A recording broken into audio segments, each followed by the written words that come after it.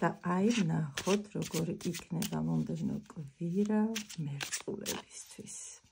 ეხლა თქვენი თვეა და ნახოთ აბა როგორ ჩაივლის შემდეგი კვირა მერწყულებისთვის ეხლა არა მხოლოდ თვე, არამედ მთელი ეპოქა თქვენია და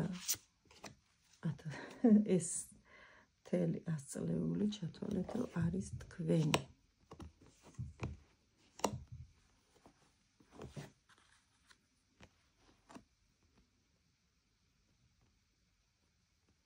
მერწყულებო მე მგონი დროა რომ გამოხვიდეთ ჩრდილიდან და ეს თქვენი სტიქიისთვის დამახასიათებელი არ არის, როცა რაღაცას ან ფარულად აკეთებთ, ან როცა რაღაცა მოწყენილი ხართ, არა მერწყული უნდა იყოს გახსნილი.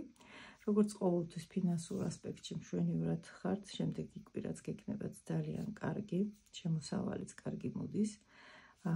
რაც შეეხება მთვარეს აჩვენებს რომ ცოტა შიგნით მიდიხართ, ანუ საკუთარ თავს უღრმავდებით და რაც არ უნდა უცნაური იყოს მერწყულები ყველას გონია რომ არიან გახსნილი და ზედაპირული ადამიანები, თუმცა ასე არ არის. მერწყული არის საკმაოდ ღრმად მოაზროვნე, უბრალოდ მას თავისი სტილი აქვს აზროვნების, ცხოვრების და ასე შემდეგ და ვერავინ ვერ მოახვევს სხვა რამეს, სხვა აზრს, ანუ დიდად სხვის აზრს არ ითვალისწინებენ, რაც შესაძლოა ძალიან კარგიც არის.